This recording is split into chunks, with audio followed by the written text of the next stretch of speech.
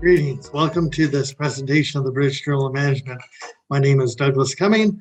I've been editor-in-chief of BJM since January 2020, following the excellent work of Pawan Boudoir and Jeff Wood, amongst other people representing the Society, the British Academy of Management, the excellent editorial team, associate editors, editorial board members, reviewers, and authors. And so let me tell you about BJM, which has been published since 1990.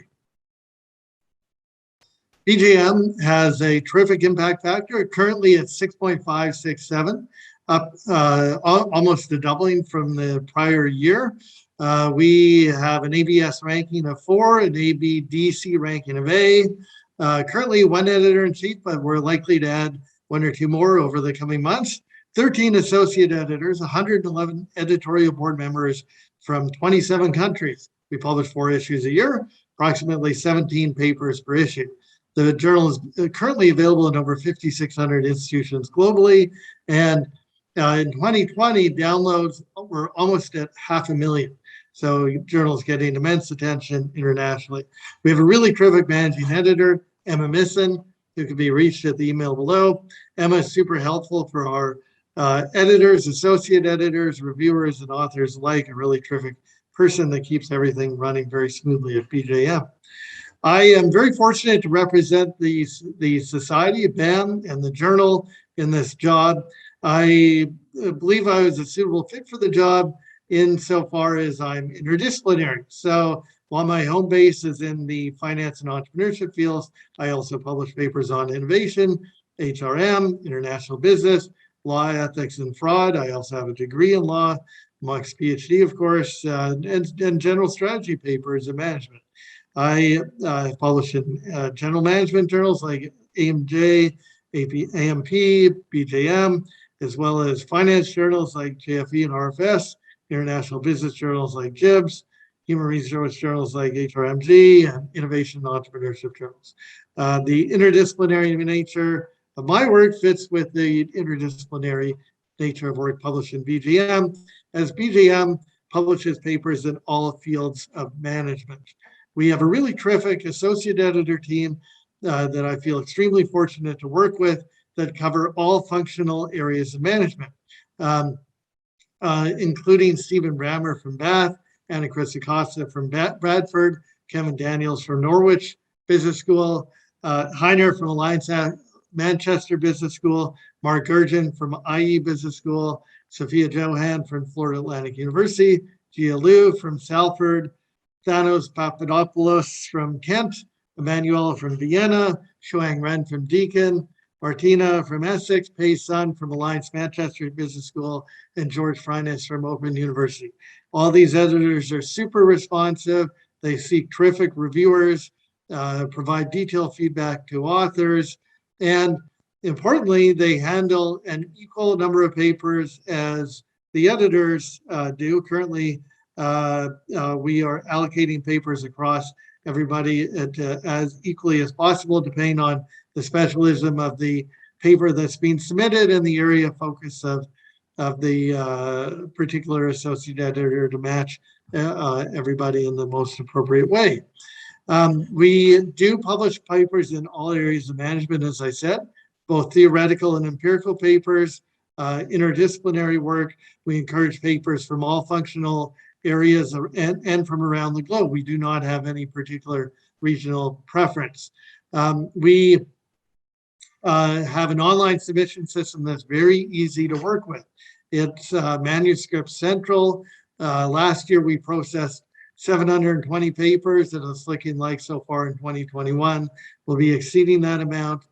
We do desk reject papers if they don't have a good fit, as I'll explain in a few slides henceforth. Our acceptance rate is around 10%, and papers literally come from around the world, perhaps slightly more concentrated in Europe, but lots of papers from Asia, North America, Australia, and other countries around the world. We publish 3 main types of papers: original papers, both theory and empirical, special issue papers, as well as methodological corner papers. We do not publish review papers. That's the only type of paper that we do not consider, because we have a sister journal through the British Academy of Management named the International Journal of Management Reviews, or IJMR for short. IJMR has a huge impact factor, really terrific editorial team, and if you do have a review paper, please do consider IJMR. At BGM, we publish theory papers that are novel, very important to develop new ideas, advancing the boundaries of our understanding by developing new theory. It can often be interdisciplinary as a way to develop new theory. So I encourage you to think about that, also given the interdisciplinary focus of BJM. It's important to reference prior work, and believe me, editors do check. So we go to Google Scholar to see if other work has been referenced properly. So please make sure that you consider that. Papers can also have an empirical contribution. The data can be secondary sources. So using most recent years and full history of data is really good. They give the most convincing and recent evidence. If the data are really out of date, that signals something bad about the paper. And if possible, we encourage multi-country studies if that's available from the data vendor or public source that you've gotten it from. Narrowing the data may be appropriate in some contexts, but if not, then consider a broader sample. Primary data, where you survey or interview methods, for example, first thing to consider is to make sure it's representative of the population. So if there's some element of the population that you know about in your survey, you can do comparisons of means and medians tests to establish representativeness, and that makes your paper much more convincing. Importantly, you need to make sure that your empirical work is replicable. If other scholars try to replicate and find different results, or if there is insufficient detail to allow people to replicate your work, then that's terrible for both you and the journal, and that's not something that we want to go ahead with. Things have to be explained in full for others to replicate it. Methodological papers are a very important part of the journal, very helpful for other scholars in improving their methods used in their own work, and indeed they get adopted in a variety of different contexts. Examples of successful methodological papers BJM has published includes measures on Cohen's Q and empirical work, case studies to build theory, as well as visual methods for qualitative network research. So please take a look at those, and if you have your own methodological contribution, then we would definitely like to hear from you. We offer a number of special issues. We have, on timely topics, for example, COVID. We honor the sad passing of a terrific scholar, Mike Wright, that contributed to BJM and BAM. We did an entrepreneurial finance special issue recently. Other special issues on worker voice, energy transitions, corporate governance and extreme institutional environments. We do have a few calls for papers that are currently open but soon to close. If you have your own special issue that you'd like to propose, we encourage you to do that. We have an annual competition that's competitively ranked by a team, and that's advertisement for that is going to come out shortly. And the deadline is always, by tradition, into early December of each year. So please do think about those, submitting a proposal, and include a proposed call for papers, the guest editorial team. It's good to have a broad team with experienced editors. When a paper comes into BJM, it first is submitted through Manuscript Central, and then MMS and the managing editor checks the paper for appropriate word length, removes identifiers and the like, and if it passes that stage, then it goes to the editor. The editor might desk reject the paper if it doesn't have a proper fit with the journal, if there's some other concern about novelty, incomplete or out of date or inappropriate data, or a match between the data and the theory, for example, then those things might lead to a desk reject. If it gets past that stage, then either the editor handles the paper or transfers it to one of the associate editors if the associate editors have more expertise in the particular topic area.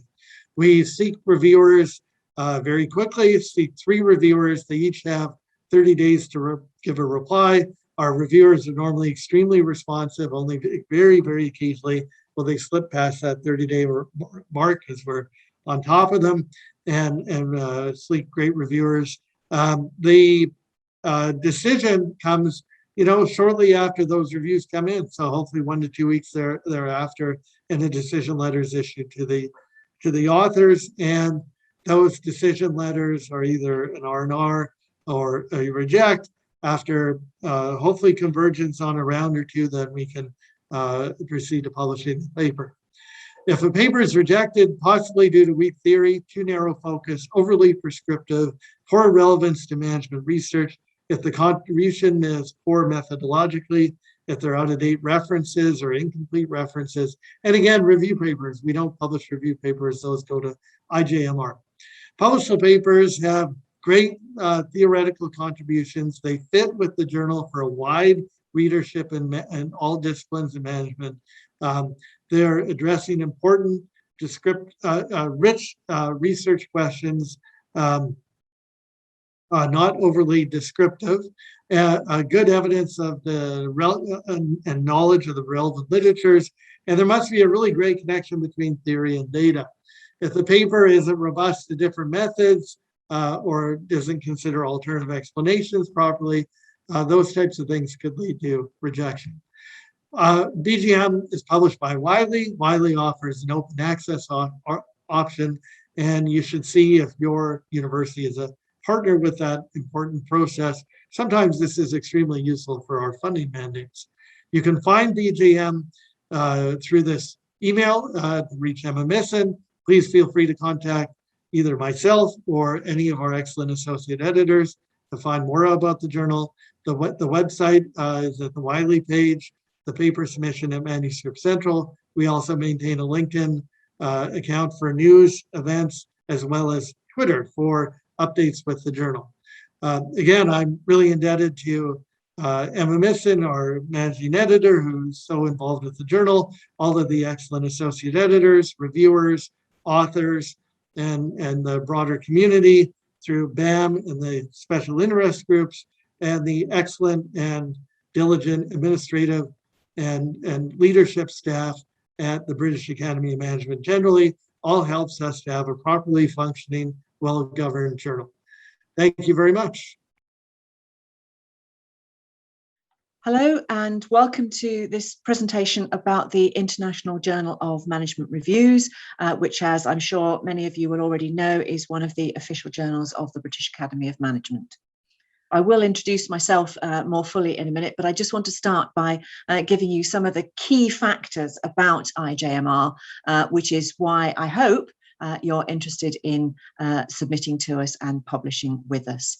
As you can see, we've got some pretty good statistics here. We are going from strength to strength as a journal, and in particular, I think our impact factor speaks for the quality and the approach, the appeal of the journal across a wide range of both readers and authors.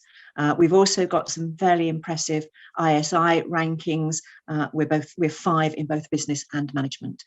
So I hope those are all good reasons why you are interested in the journal, and I hope that the information that I'm going to give you today will reinforce your interest in submitting a paper to us. So first of all, as I said, I would introduce myself more fully. I am one of the 3 co-editors-in-chief for the journal. That's recently gone up from 2, the reason being that we are getting a lot more submissions than we've had in the past, and that we have lots of other plans to expand and to enhance the appeal of the journal. So that workload means that in order to do that properly, we need 3 of us. So Dermot Breslin has been an editor-in-chief for the journal for some time, and he is very much our leader at the moment. I came on board a few months ago, and then a couple of months after me, Jamie Callahan joined us as well. So between the 3 of us, we've got a very good spread of topic areas and of interests. We also cover different methodologies, so we can really address whatever kinds of reviews and kinds of topic areas come to the journal. The other important name there, although we haven't got a photograph of her, is Emma Misson, who is our managing editor. She really makes sure that everything runs smoothly, both from our side and from yours, and she is an important contact if ever there's any information you need, any problems that you've got, or just if you need advice and you can't instantly get in touch with one of us. I think if there is only one slide that you take away with you from this presentation, this is probably the slide that's going to have the most important information on it. It's about our aims and scope. And this really does give you the key information about what we're looking for in an article, and therefore what you need to be thinking about if you're going to submit to us. And again, you can see the key piece here is in red. It is that we are looking for a significant theoretical or conceptual contribution from articles that are submitted to us.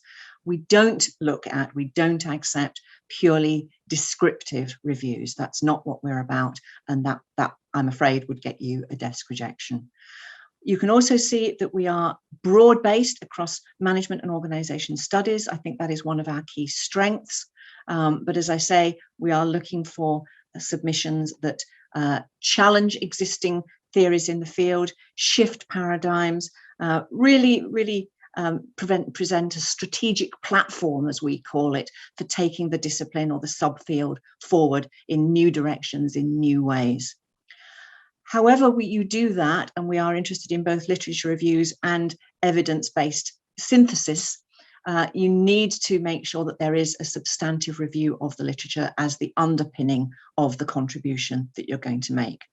You would be surprised how many times we still get empirical papers rather than review papers, and unfortunately they get desk rejected because that's not what and who we are, and I'll say a little bit more about that later.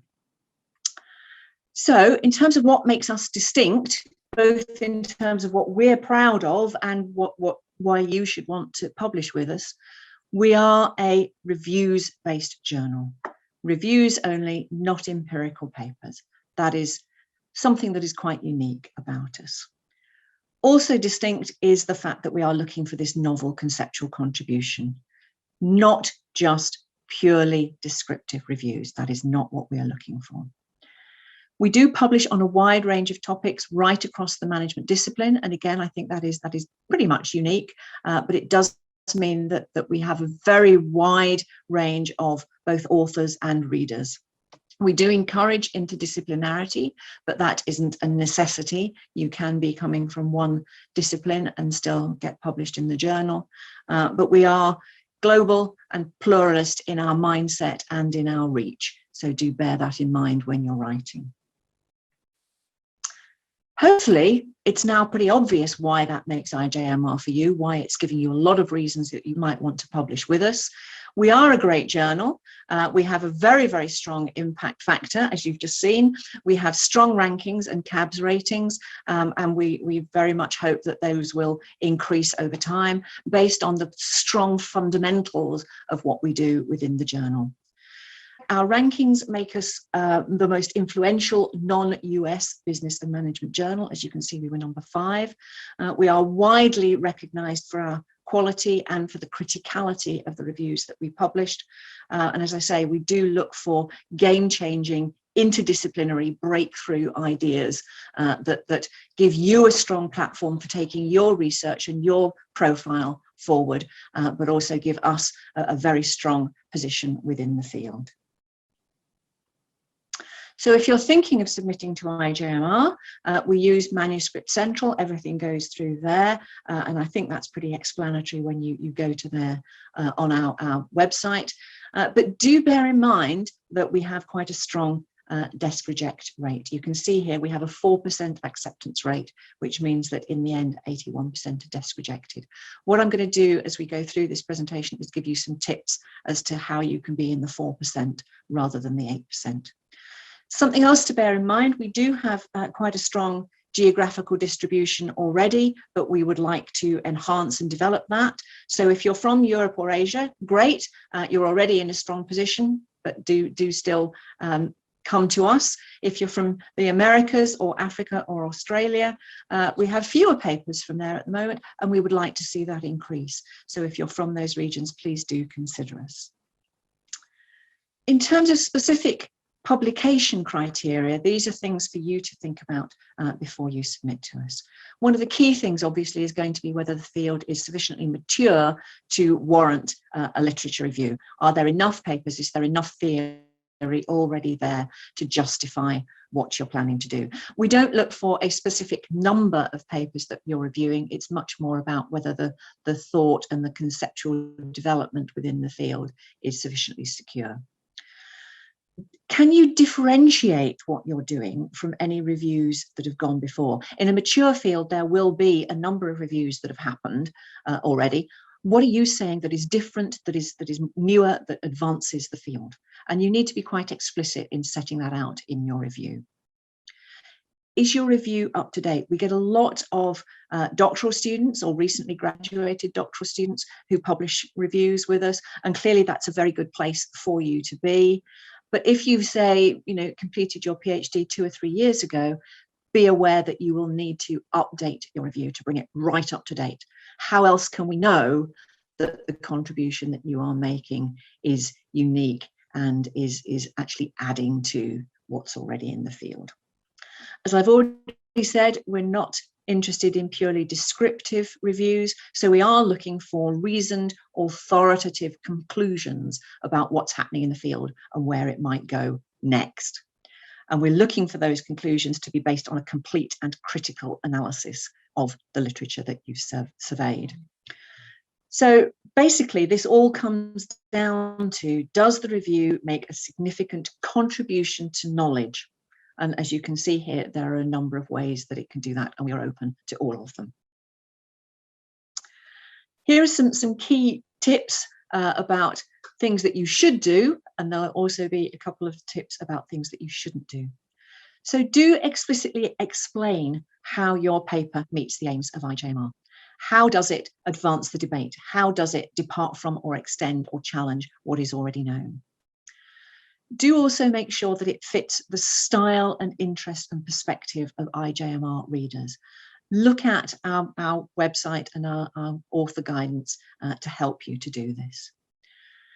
And most important of all, as you'll have gathered already, do be really explicit in how it makes a theoretical or conceptual contribution. Make sure that that is clear. Really bang us on the head with it so we can't miss it, and make sure that that is something new. Okay, and as I say, the sentence at the bottom gives you some ideas as to how it might be new, the directions in which it might contribute. Some of those contributions will be completely radical. Some of them might be incremental, but they will still be new and they will still be substantive. A few more tips here. Do set out a specific methodology. Do actually tell us systematically how you have gone about your review. Make sure that you create a narrative that is strong and compelling and that is conceptual as well as descriptive. And something that really helps, obvious as it might seem, is a good, relevant title. Make sure it's attention grabbing and also searchable so that people looking for a review around your topic area can clearly know this is what your paper is about. And I keep coming back to it, this novel conceptual contribution is absolutely fundamental. Some common reasons for rejection, and hence some major don'ts. I know this sounds obvious, but read the submission guidelines. The number of times that we reject papers because they are empirical, because people haven't read the guidelines that say we are a review journal. So please, please, please do read those submission guidelines. Sometimes people do try and create reviews around areas that aren't really mature enough and there isn't really enough material for them to present an in-depth review. If that's the case, think about how you might broaden the field, where you might connect it in order to make something that is that does warrant a full review. Make sure that your argument, your contribution is clear. If we, the reviewers or the editors, can't follow it, then your readers won't be able to either, if it actually gets that far. Make sure that there is a sufficient focus on theory in what you're writing, that it's not just descriptive, that it's not even just synthesizing, that it is really creating a theoretical contribution. Sometimes the opposite of something being too narrow and too small is that people go too broad and they try and fight too many battles. Keep it focused, keep it not narrow, but a clear remit, a clear delineation around what you are doing. And make sure that you do what you say you're going to do. Does it actually deliver what you say it's going to deliver? And does it deliver on the remit of our journal? Make sure that it has an academic writing style. We're not looking for opinion pieces. We're not looking for practitioner pieces. We are an academic journal, and we need your writing style to reflect that. And finally, and again, this should be obvious, make sure that it's had a thorough proofread, that you've removed any grammatical errors, any aspects of presentation that aren't going to be clear, any typos, and that your referencing is accurate. Doubly important in a review-based journal, but we still often get errors or omissions around the presentation and the referencing. This looks a bit complicated, but it's actually not. This is just the review system that we go through. You can see the various people involved, from the managing editor to the associate editors to the reviewers and so on. I think the key thing to bear in mind here is that we have 3 reviewers. So that gives us a really, really solid foundation for the feedback that we're giving you and for the decisions that we're making. Also bear in mind that you will usually get a steer from the associate editor assigned to your paper in terms of how to interpret the reviews and where to put the most emphasis in how you're responding to them. When you submit, you are invited, if you wish to do so, to suggest reviewers, to recommend people who might be good reviewers for your paper. Please do bear in mind that while obviously they need to be knowledgeable in your topic area, they also need to be independent of you. So people that you have recently written with, people within your institution, we are unlikely to choose those people as reviewers. So do bear that in mind in any recommendations that you're making. The next thing to bear in mind is if you get a revise and resubmit, that is really good news. Don't forget we have an 80% reject rate. So if you get to revise and resubmit, that is a huge success and you should congratulate yourself. It doesn't guarantee that your paper will still be rejected. So you do still need to really think about how you respond to the feedback that you've been given. We don't have a set number of revise and resubmit rounds. We don't have a set period of time within which we will accept or reject. We work with you to go through a substantive and supportive process to try and get your paper over that finishing line. But that does mean that you need to be really diligent in carefully crafting your response to what the reviewers have said. There will be major issues. There will be significant issues that you need to respond to. Some of these will be absolute make or break. Some of them are not quite so make or break, but you still need to respond to them. And if you're not actually going to implement them in your review, then you need to say why. You will usually get a steer from the associate editor who has been assigned to you. If for any reason what comes back to you is not clear, it is okay to go back to the associate editor and say, I'm not really clear what's being asked of me here. Can you clarify? Things that come under the category of other issues, but are still important, and I've talked about these already, are things like clear language, good grammar, and making sure that your reference list is complete. A few more kind of guidance rules, if you like, in responding to reviewers. If you're dealing with major issues, if we've said that this is requiring major amendment, then it's not just a tick box, it's not just mechanically responding to what the reviewers have said. It is likely to require some major rethinking or reframing of what you're doing. It might require refocusing. It will almost definitely require you to be clearer and sharper around the narrative, around the contribution that you're making. And it will need to go right the way through from start to finish. It's not just put in a paragraph here, change a few words there.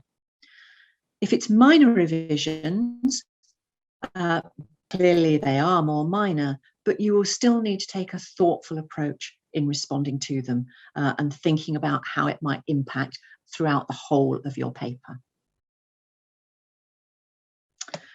The key message here, I think, is that if we, the reviewers or the associate editors, aren't getting what you're trying to say, then the readers almost certainly won't. So the onus is on you as the author trying to communicate something to us to make sure that we can understand it. Okay, so it's no good saying, well, I said that clearly, because if we don't get it, it isn't clear. So you need to make it clear for us. And that means that both in your amendments to the paper and in your covering letter, please explain really clearly what you've done and how that is a response to what you've been asked to do. Do also bear in mind that even once the paper has been completely through the review process, either the associate editor or we as the editors-in-chief might still ask for some changes before we publish. And again, please don't view that as a negative. That is us trying to do everything we can to help you to make your paper publishable, to help you get your message across. On to more general issues now. In this case, special issues. We do publish special issues where a whole issue is around a particular topic area. And we have a call each year where we ask you for proposals for special issues, and then we pick one or two that then go forward. If you want to look at or consider that type of issue, a recent one that's come out in July is on philanthropy, and we've got two that have calls for papers out at the moment, and you can see the two listed there. One of them, by the time you're looking at this, will probably, it will be too late to express interest, but it does give you a flavour of the sorts of things that we're doing and the ways in which you might want to contribute to the journal. Also bear in mind that there is the potential for gold open access if you are a UK-based researcher. So do look at our website to see whether your institution is participating in that, and therefore whether that's something that you might want to consider. Finally, here are some of the places that you can find us. Do bear in mind also that at the BAM conference itself, during the BAM conference itself this year, there will be a live session where we will be doing a Q&A around the information in this presentation and in the presentations of other journals who are participating. So I hope you found this useful, and I look forward to seeing you at the BAM conference, and hopefully maybe having one of your manuscripts pass across my desk fairly soon. Thank you. Hi. I'm Caroline Gattrell. I'm one of the general editors at the Journal of Management Studies. I'm going to talk today about how to get published in JMS, and I'll begin by sharing my slides with you. Just bear with me. So the topics I will cover are who we are at JMS, the aims and scope of the journal. I'm going to talk about two types of papers, regular papers and literature reviews, and finish with some handy tips. So who are we? JMS was established in 1963, so it's a long-standing management journal to publish original, innovative and high-quality papers that advance conceptual and empirical knowledge and address practice in the area of management and organisation. It's a very theoretical journal, and I think those aims have remained very similar over the years. We're quite a big team, 3 general editors, 10 associate editors, and we have a dedicated editorial office, which is led by Margaret Turner and based in Durham. We've got a big editorial board, over 200 academics covering all areas of expertise, especially in IB strategy, entrepreneurship, OT, CMS and HRM. But we are open to and welcome a wide range of topics in terms of papers submitted to our journal. And that's just us, the editorial team. We are ranked highly. We have an impact factor of 7.3. We've been on the FT 50 list since 2010, and we're a category 4 on the Academic Journal Guide. So our aims and scope, which I've kind of covered already, are really looking for innovative material that has a strong theoretical contribution. We look for unusual, surprising, quirky or challenging papers, and we don't give any preference to a particular topic or method.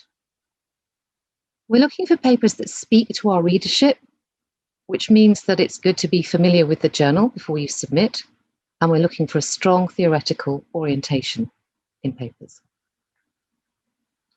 So I'm going to talk about 2 types of articles. I'm going to focus on regular articles, which might be submitted on an ad hoc basis, maybe to a special issue, can be empirical or conceptual, and review articles, where we're looking for an overview of a particular area of literature with implications for future research. So, in terms of a regular article, whether it's ad hoc or whether it's aimed at a special issue, what do we look for? Well, number one, I think, is pay particular attention to the author guidelines and read the journal. Have other people published in JMS on your topic area? If they have, it's really important to engage with these papers, to look at how what you're doing builds on and extends what's already been done. If you like, joining a conversation, a debate.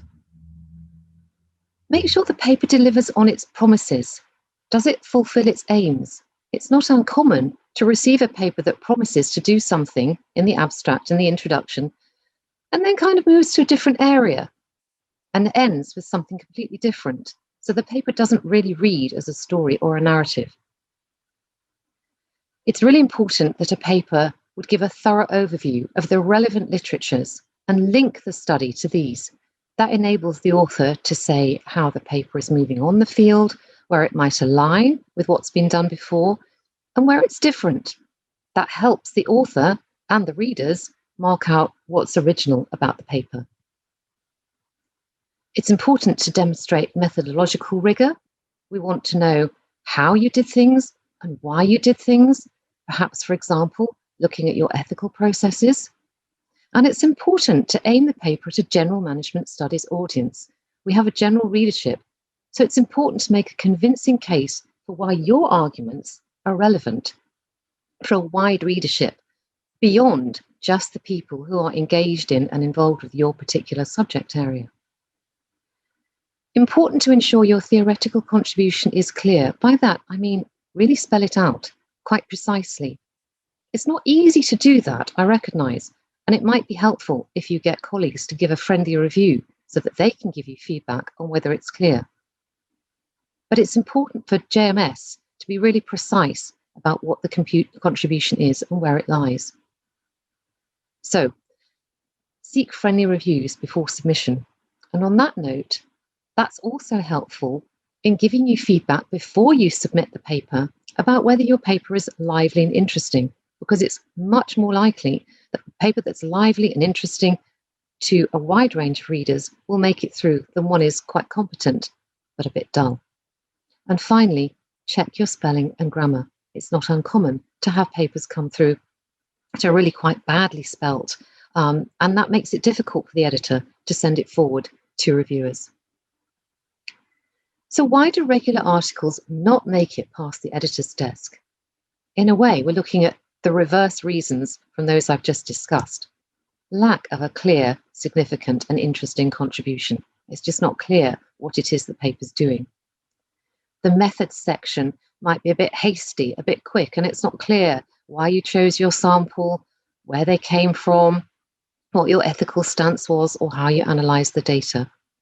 That's really important to get that right before the paper comes in. Lack of a clear and appropriate theoretical framework. If you're using, for example, a grand theorist, why did you choose them? How are you using their views as a lens to shed light on the field? You might want to actually diagramize that, and it's helpful to be really clear about that so that the reader knows exactly what it is you're doing. It's helpful in JMS papers to give some clear implications for management practice. That's not at the core of the paper. We're a theoretical journal, but we would like to know what the impact is likely to be of your research on practice and policy. And most important, we want to know what are the clear implications for management theory. If that's missing, it's unlikely really, unless we can see how that can be developed, that the paper will go through, because the implications for management theory, how your paper moves forward the field, makes scholars think differently about their research. That's a key component for a JMS paper. It's not uncommon that authors haven't read the guidelines or probably the journal. In a way, that tends to align with people who have had a paper rejected elsewhere and they just tidy it up and send it to JMS. It's really worth spending the time reading carefully the guidelines. So, for example, we have quite a generous word limit. So if your paper is only 6,000 words, you've missed an opportunity there to really engage with talking about your theoretical contribution. and people who read the guidelines would know that. It would be rejected if authors haven't linked their research to management and organisation theory. How does the paper move forward the field? And also, if it's very specialist, it's unclear why broadly readers of JMS would be interested in the arguments made within the paper. It's not enough simply to engage with the particular group of people who are interested in your topic area. And the final reason the presentation of the paper is sometimes very messy. Papers that come through with comments in the margins and cut and pastes and so on are unlikely to be sent out for review, because it's not fair on the reviewers to send them a paper that isn't neat and tidy looking and is difficult to read from the start. So that's general papers. I'm now going to move on to look at what JMS is seeking in a review paper. The kind of contribution that we're looking for is very similar to that in a regular paper. Really, a paper that's innovative and that moves forward thinking, that makes a contribution to theory. In the same way, we're looking for papers that are unusual, quirky, or challenging. No preference is given to a particular topic, but we do look for papers that speak to a general readership. So if you're reviewing a very narrow subject area, you need to make the argument that this is important for management studies more broadly. And we look for papers with a strong theoretical orientation. So what makes up a good review paper for JMS? Well, at the very basics, it needs to be a state-of-the-art, comprehensive overview of a particular research field. Writers often have a proven track record in the area of concern, and what often works well, if you're an early career researcher or a PhD student, you've probably got the best view of your field than you may have in other points in your career. So it works well if you team up maybe with a supervisor that has more experience of how to craft a paper. So you've got the two gains, the real comprehensive overview of the area with somebody who's got experience in crafting a paper for a prestigious journal. It's important that the review is theoretically driven and it opens up the area or redirects area for scholarly thinking across management and organisation studies. We would expect a review paper to develop a research agenda and maybe provide a conceptual framework as a guide to future research. Even in a review paper, we would look for a paper that describes with precision what the methodological approach is. This can vary. It might be that it's a narrative review. Perhaps it's a review if you are an experienced writer that you've pulled together over many years. Or it might be a review where you've taken a very systematic approach. Either is acceptable, but we need to know how you made the selection, where you've drawn the boundaries, and how you chose which papers to include and which not. And it needs to describe with precision what are the theoretical implications for research. We're looking for a paper that might provide a strategic platform so that future researchers can use your review paper as a launch pad to build on the field. So why do reviews get rejected? Well, number one is probably that the review lacks a clear, significant, and interesting contribution or framework. It lacks methodological rigor, and perhaps most importantly, it lacks clear implications for management and organisation theory. If you can, it's useful to include a lack of clear implications for management practice. So, for example, if you were doing a review on work and family, we would expect some recommendations for practice and policy. And if they're not there, that could be a reason for rejection. Importantly, a review must be state of the art, by which we mean it should be comprehensive so that you've really stated what your boundaries are and you've reviewed papers across that field, but it also needs to be up to date. I received quite recently a really interesting paper about management in the 1970s. However, what the authors didn't do was to bring us up to date. So we don't know what contemporary writers think about management in the 1970s. So that one didn't go through. The authors haven't read the guidelines for the journal, or they haven't read the journal itself. There may already be a review of your topic area in our journal. That's not to put you off doing a review of your own. It might be that you see things from a very different perspective than the previous author, but we would expect you to have read the journal and be joining in that conversation. Another reason why a review paper might get rejected is because it's unclear why the general readers of JMS should be interested in what you're saying. The review is underdeveloped, the purpose is unclear, or the presentation of the paper is messy. So I think that the key piece of advice is to really read carefully the journal guidelines. That doesn't matter which journal it is and your chosen journal. And before you submit a paper, get others to offer a friendly review. And as I mentioned, doctoral and postdoctoral students are in a really good position to write reviews, but it's worth seeking an experienced co-author. So to summarize, handy tips, whatever type of paper it is that you're hoping to submit to JMS. Pay attention to the author guidelines and read the journal. Have other people published in your area in JMS. Ensure that the paper delivers on its promises and fulfills its aims. Remember that JMS is aimed at a general management studies audience, so you need to make a convincing case for why your arguments are relevant to a wider audience. Think, how might other people think differently about their research having read your paper? Whether writing a review, a conceptual, or an empirical paper, you need to spell out really precisely what is your theoretical contribution. And lively and interesting papers are the ones most likely to make it through. Check your spelling and grammar and seek friendly reviews of your paper so that you can revise it and get it into its best possible shape before you submit it. JMS will do a lot to promote your journal, including reporting on social media. And we have a really nice YouTube channel as well, where you can link in to see whether or not there's anything to help you in terms of future publications and future career plans. So it's worth just checking out our YouTube channel.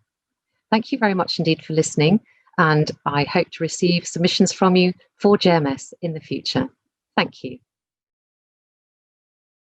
Hello, I'm Sarah Robinson, Professor of Management and Organisation Studies at the University of Glasgow and Editor-in-Chief of the European Management Journal. And today it's my pleasure to present the journal to you.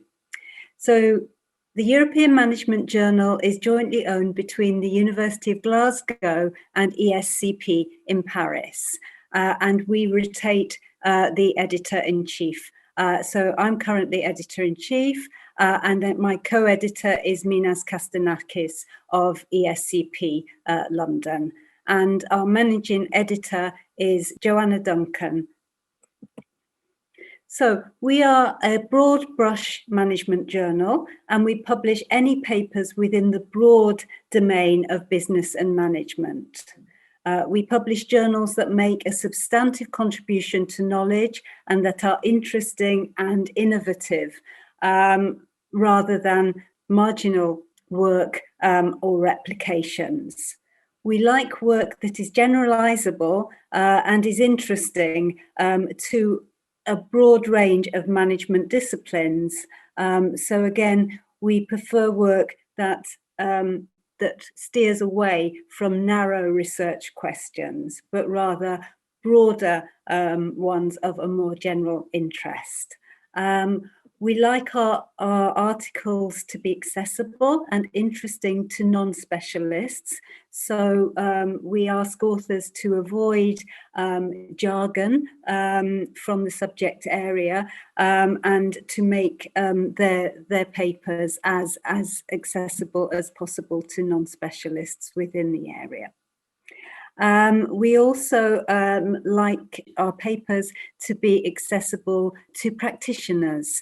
And again, the use of language to write in a clear, accessible way is important here. So as well as an intellectual contribution, a contribution to theory, we also encourage a contribution to practice. So we're looking for empirical contributions. We are agnostic in terms of methods. We publish both qualitative and quantitative work, and work using innovative, interesting new methods. We like work that is interdisciplinary and has good theoretical contextualization. We also publish work that makes theoretical contributions, and we also publish literature reviews, particularly systematic literature reviews. We occasionally also publish methodology papers. So just to give you an idea of the reach of our journal in terms of subject area, we have associate editors in the following sections: marketing, entrepreneurship and innovation, business ethics, international business, organization studies, organizational behavior, business strategy and organizational theory, human resource management, supply chain and operations management, and accounting and finance. So again, to say, very much a broad brush journal with a wide reach in terms of the papers we publish. So in terms of our statistics, EMJ has done very well within the last few years and continues to increase in all the major areas. So we're delighted that our impact factor is currently 5.075, which has just increased enormously. So we're very, very pleased with that. And then in terms of our submissions, this has also gone up incredibly within the last few years. We are now handling over 1,000 submissions a year. Our rejection rate, therefore, is pretty high, and it is currently at 92% with an acceptance rate of around 8%. Our readership is global, and as you can see from this representation, we have readership from all over the world, about 51% from the rest of the world. We have a big readership in Australia, in China, United Kingdoms, and the United States as well. We are very much encouraging the authorship to be as global as the readership, and have increased our editorial board to reflect the diverse nature of the readership, and are encouraging submissions from all over the world. Although our name is a European journal, as I say, we want submissions from all over the world, and we are European in terms of our origins. We are interested in papers that talk about Europe, that have generalizability to Europe, but we are also interested in papers that talk about business and management in any parts of the world. Our review process, we have 6 issues a year, and one of those includes a special issue. And we also have a management focus section, which is like a mini special issue, which is included in one of the 5 issues that is not the special issue per year. All papers are screened by me, and 75% of those about are desk rejected, and then I assign around 25% to my associate editors. The associate editors then assign papers to 2 reviewers, and we go through 2 rounds of reviews normally, sometimes but rarely 3, and sometimes a paper is accepted after the first round. We have a very high standard of reviewing and a strong bank of reviewers, and there is a strong emphasis on developmental feedback for the authors. We appreciate that many of our aspiring authors are early career, have just finished their PhDs or are still PhD students, and so it is very important to us that that our authors have a good experience early on in their careers. We also do developmental workshops at conferences to encourage people to send in their papers, particularly from their PhDs, but for other work that has been worked on. Our review speed is relatively quick. As I said, we try to make a decision within a week, whether to desk reject or to send to an associate editor, who will then send out to review. The first decision for a paper sent out to review will normally come back within 16 weeks. And we aim for a final decision within 32 weeks. So we're aiming for a final publication within a year of submission. Obviously, the last year has been a little bit difficult with everybody being extremely busy due to the issues surrounding COVID, but we're still trying to make the review process relatively smooth and quick. So I'd like to say a little bit about reasons for rejections from my perspective as an editor-in-chief who has quite an overview of the process, and I can see where authors sometimes go wrong. So I'd like to share that with you. So the first thing I notice is a lack of contribution, and that is really a lack of theoretical contribution. Theory is important for us in this journal, and therefore we need a contribution to management or organization theory from a paper. Okay. We'd also, as I said earlier, appreciate a practitioner contribution as well. Another reason for rejection is a weak positioning, that the paper is not, it's not clear what the paper is about, which communities it talks to, and so on. Another reason for rejection is that the paper is too theory-driven and, again, is not giving enough of a theoretical contribution, is not working with theory. Rather, it is showcasing data rather than actually working with the data to produce theory. A lack of clarity is often a problem, and some conceptual drifting. Some papers have multiple research questions, and this gets a bit confusing for everybody who's reading it. And sometimes we see that a paper starts by talking about one theoretical model or idea and then drifts into using others without really explaining to the reader why that is the case. Okay. Another very common reason is premature submission. We see a lot of papers that are just not ready to be submitted. Yeah. Please, before you submit your papers, please give it to some other people, some critical friends to read, you know, to get feedback. So it is really ready to go to the reviewers, and that some of the sort of minor issues have already been addressed. Then the paper is not tailored to the journal aims and focus. Please look at the aims and focus on the homepage of the journal. We often find that papers perhaps being rejected from another journal are just sent straight to our journal without any attempt to craft the paper to the aims and focuses of our journal.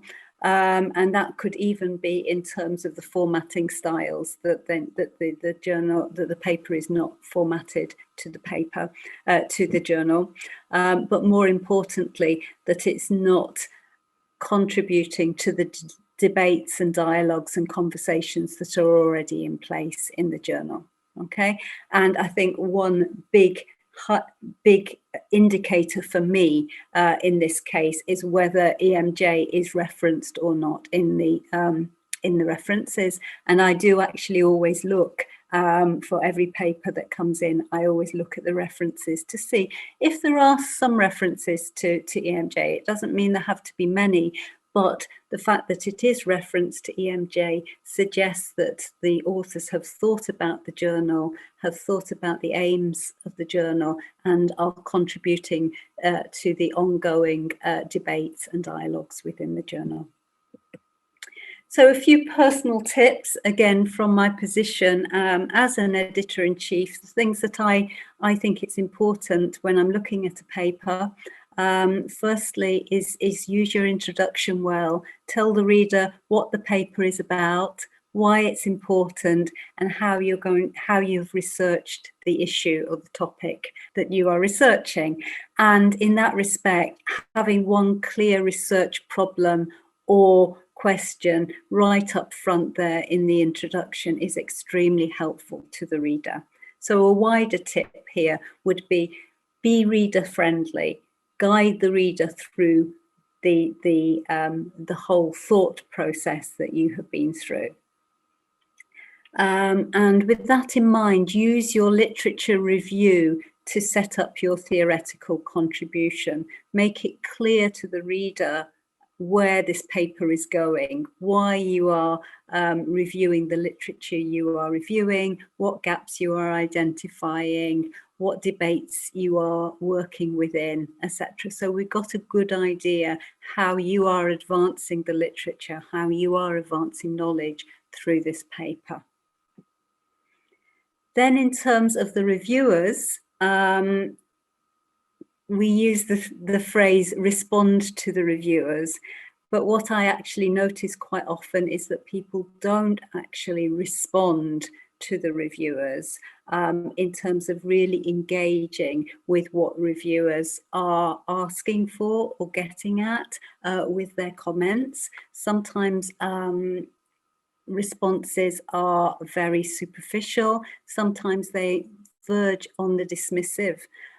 So I would very much encourage all authors to respond and engage with the reviewers' comments, even if you don't agree with them or you really feel you don't want to make the changes that they are asking for. Please explain to the reviewers why that is the case, so we get a dialogue going between the two parties. And please do not leave any stones unturned. I often find that one or two of the more pertinent or difficult points are ignored. Please don't do that. Please engage with all points that reviewers bring up.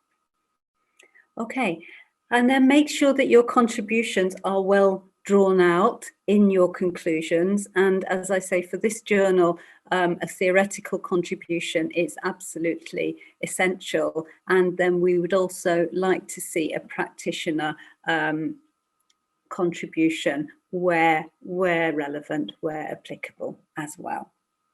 Okay, and please do include a well-written cover letter to the editor-in-chief. We do get a lot of submissions every week, so it is very nice to have a letter that is addressed to yourself, to myself in this case, and that really explains what the paper is about, what the highlights are, what the contribution is, etc. Okay, in terms of supporting authors, as I said, that is important to us at EMJ. And so we produced some best practice videos, which are available on our website to support authors in preparing papers for the journal or preparing papers more generally. So here you see some of our associate editors and former editors-in-chief who explain from their perspective what makes a good paper. So the first thing is an introduction to the journal itself, and then we go more generic, talking about how to avoid desk rejections, why theory is important, and what a theoretical contribution looks like in terms of an intellectual contribution. We have a specific focus in EMJ, in that we are a European management journal. So we unpick this a little bit in one of the videos, saying what does European mean? And how do we engage with the idea of European and Europeanism within the journal? And how do we include the rest of the world within what we do? So as I said before, although the name is European, we are interested in papers from Europe and about Europe. We are interested in work drawing on European tradition, but we are also interested in papers from all over the world that have things to say about management and business that can be applicable to European context. Okay, and then the final video is about advice on creative writing. Additional advice on writing and publishing. I wrote an incoming editorial that gives an idea of what I'm looking for as I came in April this year. And you also see a collective editorial that was written 2 or 3 years ago by all of the associate editors, talking about what they are looking for, what are the hot topics in their particular subject areas. So in terms of special issues to look out for, we've got a few special issues ongoing at the moment. Some of the submission dates are still live, so I would encourage you to have a look at those and to submit your papers if they appeal to you. And we also have the management focus, the smaller issues that are also available to you. Each year we run a Best Paper and Best Reviewer award. And here are the details of them this year. So again, some motivation for sharing your best papers with us. Also, just to flag up some of the most cited articles in the last few years, again, which gives you an idea of the variety of papers within the journal. And many of our papers are open access. So again, please look out for open access papers. So thank you very much. Please feel free to contact me if you've got any questions about the journal, or if you'd like to talk to me about a specific paper. There's my email. And please follow us on LinkedIn and Twitter. Thank you very much. Entrepreneurship Theory and Practice is a leading business journal publishing on entrepreneurship. Its current short-term impact factor is over 10, next to Academy of Management journal. Its main competitor is Journal of Business Venturing. The respective positions of the two journals alternate. Last year, ETP was on top. This year, JBV is slightly higher. Both are located among very top journals in business and management. Personally, I cannot claim much credit for the journal position.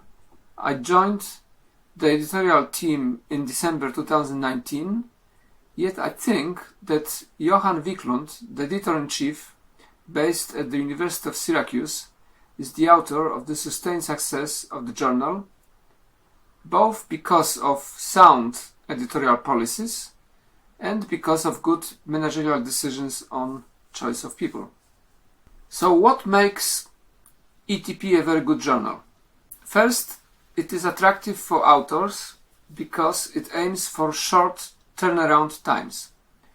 The inflow of submissions is massive, and more than half of those are desk rejected either by the editor-in-chief or by associate editors, yet in each case justification is given.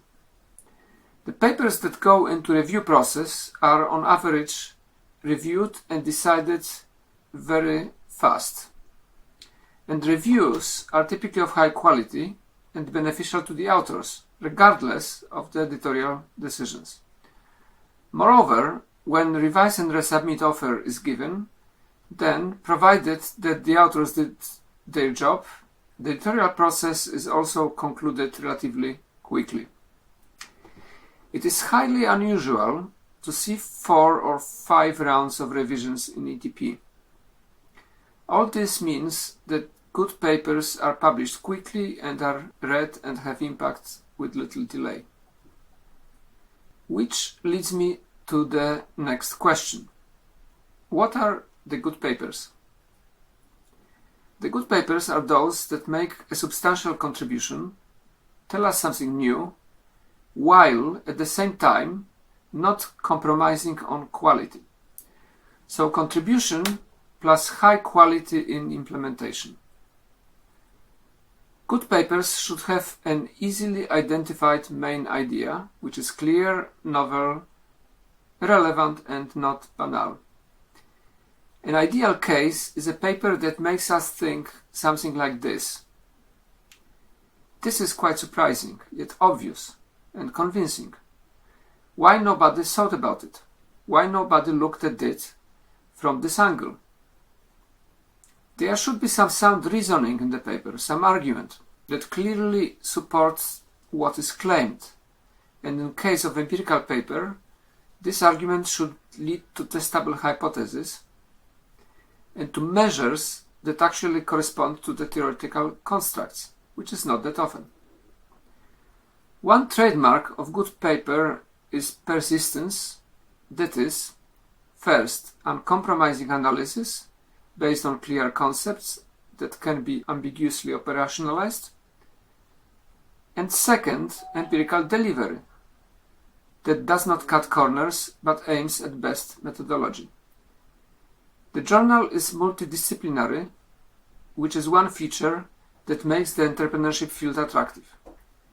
Please take a look at recent issues, and more likely than not, you may find topics that are not far from what you do. Therefore, please send us your papers. Welcome to the presentation of the International Journal of Project Management. My name is Martina Huemann and I'm the editor-in-chief of this journal. I will provide you a little insight and overview on the journal and discuss with you some key performance indicators and the scope of the journal. The journal has quite some tradition. The journal was established in 1983, so we're almost 40 years old. And what is specific to this journal is that it's a cooperation by Elsevier, APM, and IPMA. APM and IPMA are the UK Project Management Association, and IPMA is the International Project Management Association. So you can see it's a cooperation between two associations in project management, and Elsevier is publisher. We have 8 issues per year, about 8 to 10 papers per issue, and quite a huge submission rate. It's about 1,000 submissions per year. It went up to 1,200 a couple of years ago, so now it's about 1,000. We are quite quick in desk rejecting, and we are also quite using the desk rejection as a kind of a filter. You need to have a certain quality on the paper. It really needs to fit to the scope of the journal. So the desk rejection rate is quite high with some 81%. However, that also allows you to take the paper, if it does not fit in our journal, and very quickly move on to another journal. The acceptance rate is about 5 to 6%, depends a little bit on the year. And the time to first decision is also quite fast, with about 3.5 weeks. For the 2020 impact factor, we are proud that we went up a little bit. You can see we are now with 7.172 for the 2 years impact factor, and that brings us in the management listing into the first quartile. I don't have the numbers for 2020. In 2019, that was number 12 out of 226 journals. The site score is 16.4, and you also see other listings. So we are also listed in the specific list of business in international management, very high, place 4 out of 399 journals. And we also are listed in management of technology and innovation, also quite high as the second journal. This is the editorial team. And you can see that we are quite international crowd of people. We have an editorial office, which is led by Sabine Thiel. And Sabine and I, we are doing the first checks. We are looking whether the paper has been uploaded correctly, if it's blinded, but also some content checks are already done by Sabine, looking how many new papers have been cited. So that gives a little bit of an indication whether the literature review is up to date. And I will go to the scope in a minute a little bit more clearly, and just providing you an overview what topics we are also looking for. So Robert Verberg, he is responsible for leadership, human resource management. Ika Lavignon is responsible for sustainability, stakeholder management. Graham Winch is responsible for essays. We have now opened up a new type of papers, but this is only per invitation. Vedran is responsible for project delivery forms. So under this comes PPPs, but also alliances, strategic alliances or partnerships. Mia Martinsur, she is responsible for project business, project-oriented, project-based organizations, and also looks into innovation and strategy. Offer Zwickel, he looks into project risk and also project success and failure, and some more traditional project management methods. And last but not least, Ossi, he is supporting us with, that the methodologies are correct, and he's also looking into performance management. So that gives you a little bit of a taste already what topics we are publishing. Overall, we consider ourselves as a management journal. So International Journal of Project Management is a management journal, and we are reaching out to perspectives, theories of organizational behavior, human resource management, strategy, change, innovation, entrepreneurship, you call it.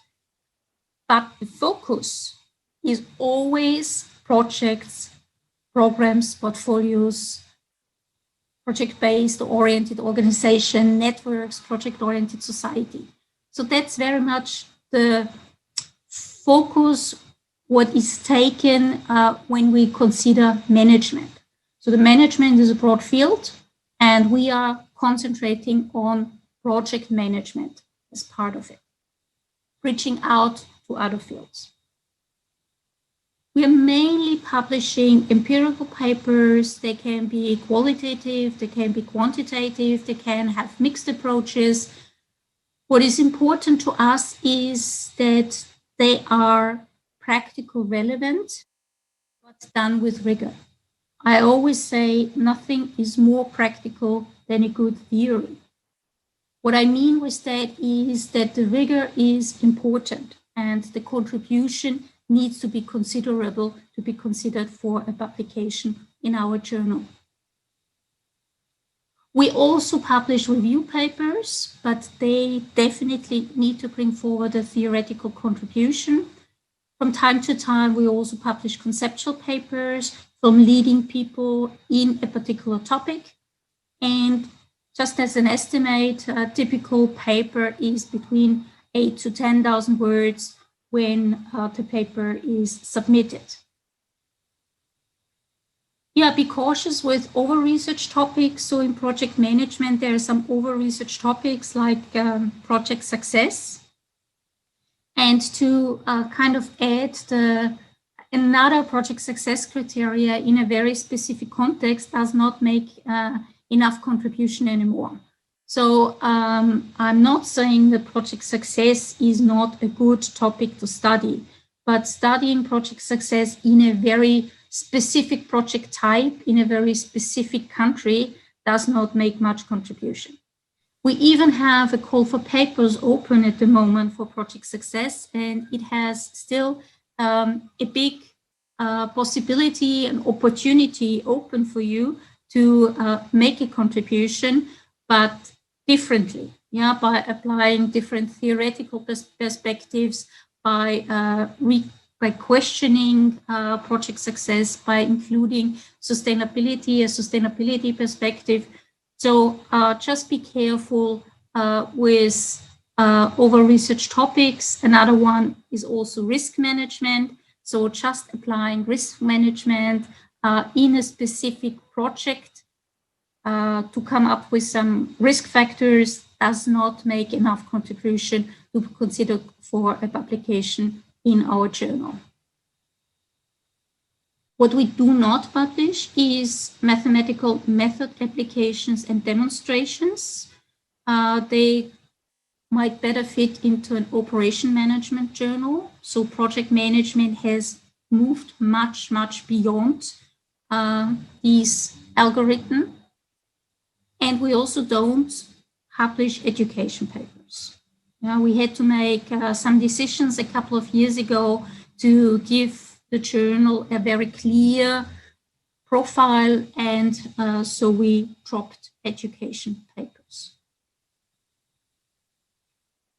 To make it very clear for authors, for people who would like to submit a paper to us, we have prepared some editorials. The first editorial talks about our scope in much more detail than I'm doing now here in this video. So if you're interested in publishing in our journal, please have a look. And it also includes a lot of tips, like getting familiar with the journal. If you want to publish in a particular journal, you need to understand the style, you need to understand the debates that are going on in a particular journal.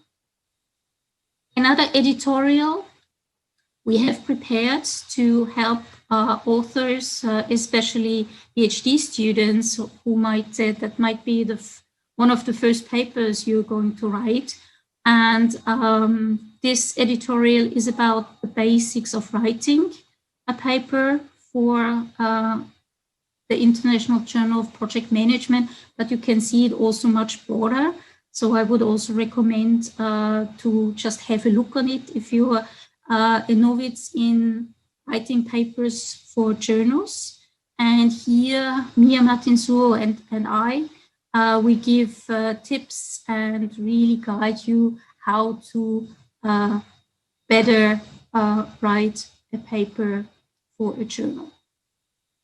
The last resource I want to share with you is an editorial we published earlier this year. And here we help authors to understand what we expect if you do quantitative, how you report them with rigor and transparency. And as I said, we welcome quantitative papers, but we would like to have them a little bit sophisticated and very transparent reporting. And what will come out in the next couple of days is actually an editorial on how you design case study research. And case study research is a very popular way in project management research.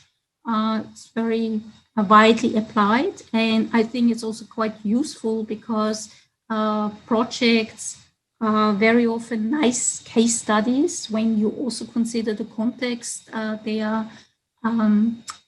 within they are managed. And so we also give tips and tricks on designing case studies.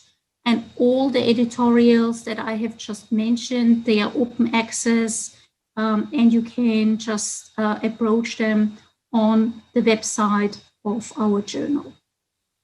Finally, project management is a very vibrant field. And so we have also a couple of other journals we are related to, like for instance, Project Management Journal, led by Ralf Müller and Gary Klein, and the International Journal of Managing Projects in Business, led by Nathalie Drouin.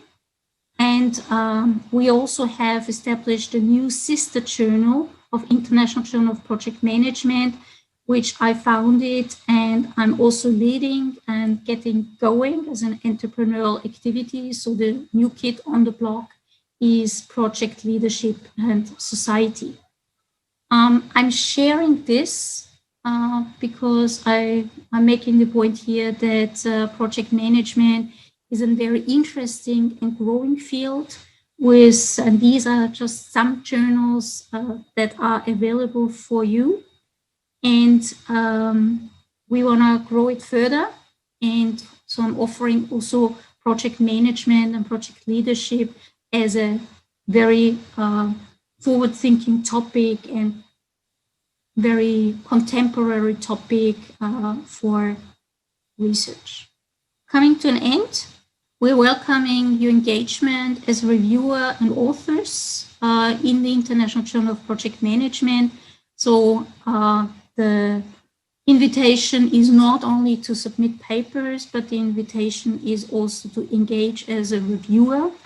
And that also brings benefit for you because as a reviewer, you get familiar with the journal, you also get familiar with the topics, and you have the possibility to contribute to the community. Yeah, thank you for listening to me. And if there is any particular questions, drop me an email, have a look at the website, visit our editorials. I'm looking forward to receiving your papers.